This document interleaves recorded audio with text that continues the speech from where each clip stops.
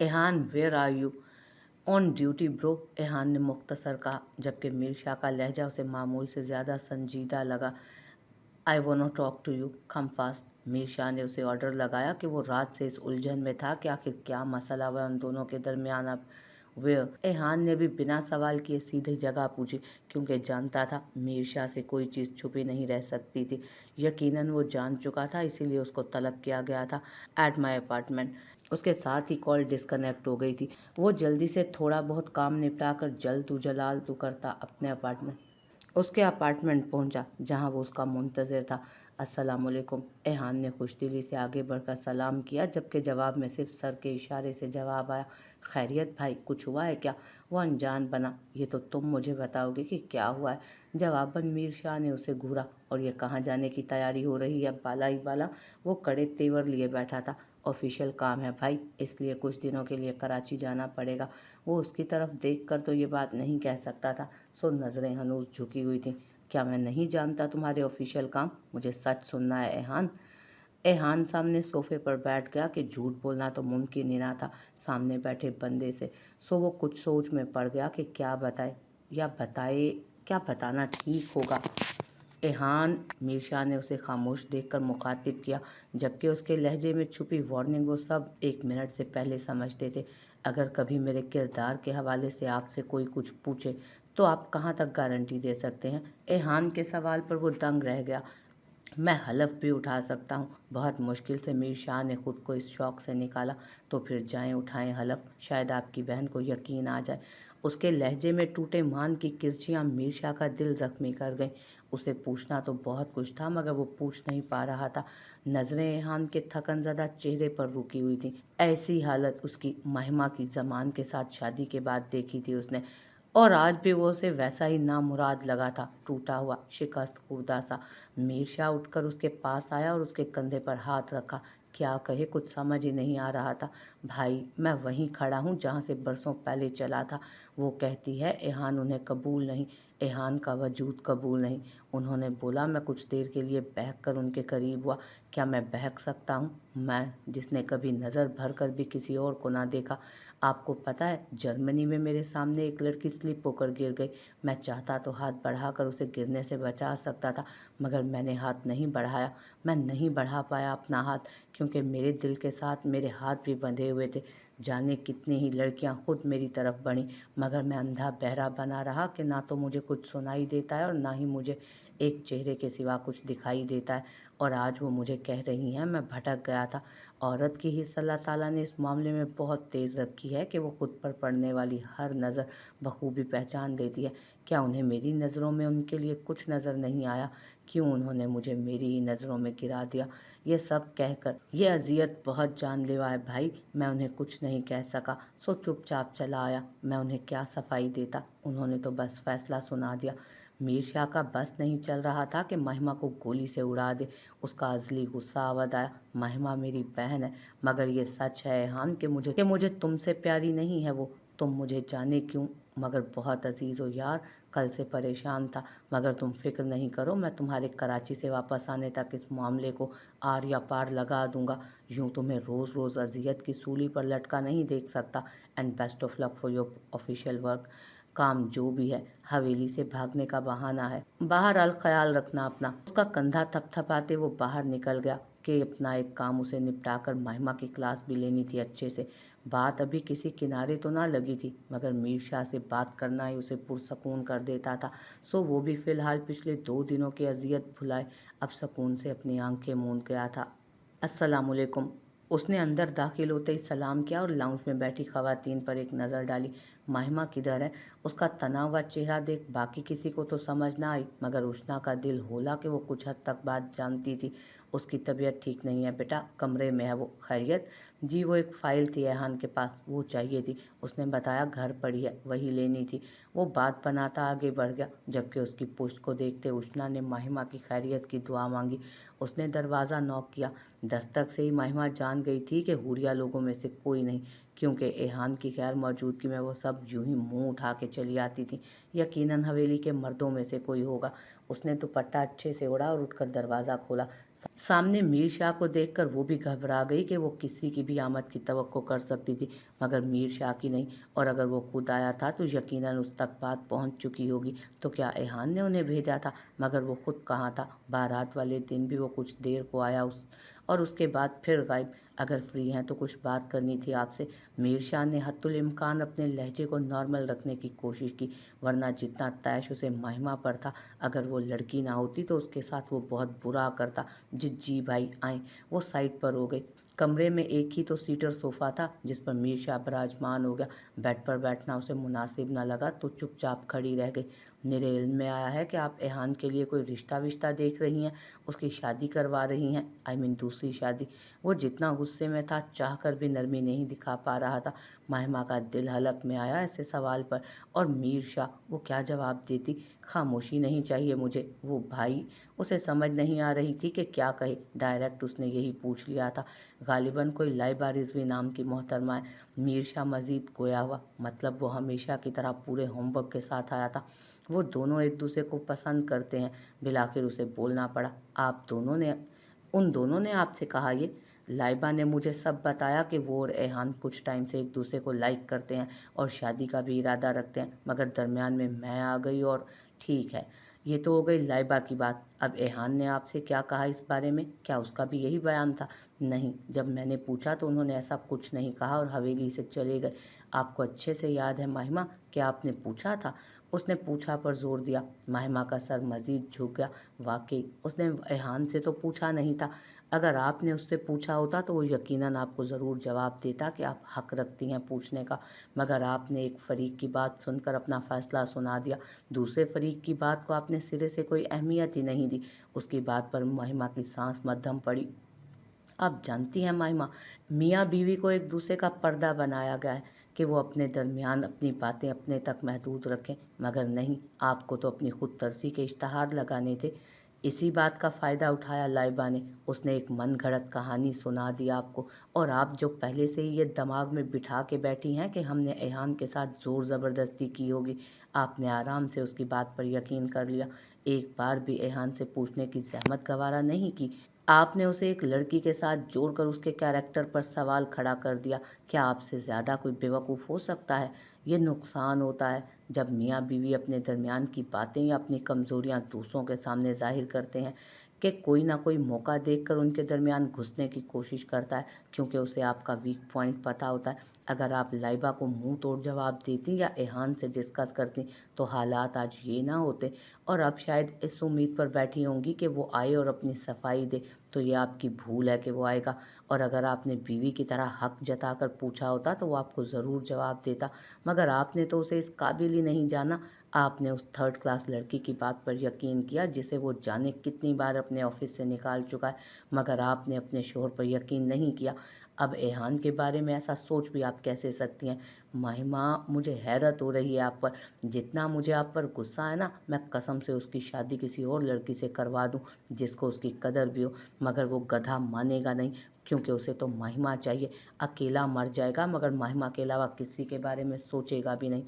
ये कौन से राज खोल रहा था? ये किन राजों से पर्दा उठाए जा रहा था वो? महिमा की आंखें हैरत से फटने को थी।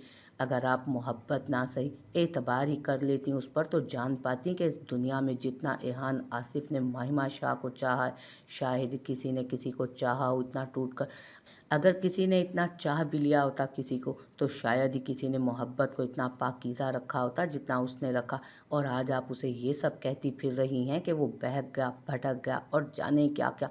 आप ज़िंदगी और मौत के दरमियान झूल रही थी, मगर उसने आपको हाथ नहीं लगाया कि तब वो आपका कुछ नहीं लगता था। वो अपनी मोहब्बत को दागदार नहीं कर सकता था। मैं क्या क्या बताऊँ आपको। ये क्या कर दिया आपने? मोहब्बतों के, चाहतों के लाजवाल ख़जाने गंवा दिए आपने। वो उसे यूं ही साकित छोड़कर चला गया। महिमा महिमा में जब खड़े रहने की सकत ना रही तो बेख्तियार ज़मीन पर बैठती चली गई। आंखें सावन भादु की तरह बरसने लगी। आज महिमा को याद आया था उसकी इतनी ताबेदारी। आज समझ आई थी उसे कि जिसे वो हमेशा उसकी मजबूरी समझती थी, कि वो उस हवेली वालों की वजह से मजबूरन ये सब कर रहा है, मगर वो तो ये सब अपने दिल के हाथों मजबूर होकर कर रहा था। उसकी आंखों की चमक, उसकी वारफ्तगी, वो कुछ कहती हुई निगाहें, वो सरगोशियाँ, वो इकरार जिन्हें उसने उस वक्ती रात कशिश समझकर अनसुना कर दिया था, वो सब सच था। उसके कमरे से चले जाने पर वो कितना नाराज़ हुआ था, कितनी बेकरारी थी उसकी आंखों में। तब वो कोई मजनू लगा था उसे, मगर तब वो ये सब समझ नहीं पाई। और जब ये सब पता चला तो मंजर बदल चुका था। जितनी खामोश उसकी मोहब्बत थी, उतनी ही खामोश उसकी नाराज़गी भी थी। भल भल होते आंसू आज उसे वो सब भल भल रोते आज उसे वो सब याद आ रहा था। कैसे उसने कह दिया था कि मुझे आपकी नज़दीकी कबूल नहीं। उसे एहान की अपने हाथ पर पड़ती कमज़ोर गिरफ्त याद आई। मैं आपको कबूल नहीं, टूटे लहजे में और मध्यम सी बेयकीन आवाज़ में पूछा गया था। वो सवाल याद आया तो महिमा का दिल चीर गया। एहान की निगाहें, उनमें कितना दर्द था उस वक्त। कमरे से जाते वक्त उसके कदमों की वो लग़ज़िश याद आई। आज उसे एक एक बात याद आ रही थी। आंखों से मज़लूमियत और बदगुमानी की पट्टी उतरी थी तो सब वाज़ेह नज़र आ रहा था, मगर वो अपने अजीम खसारे पर किसकी गोद में सर रख कर रोती कि ये सब उसके साथ हुआ नहीं, ये सब उसने अपने साथ किया था, खुद किया था। मीर शाह के इशारे पर उष्णा गैर महसूस तरीके से उठकर महिमा के कमरे में आई तो वो जोगन बनी ज़मीन पर बैठी ज़ोरों शोर से रोने में मसरूफ़ थी।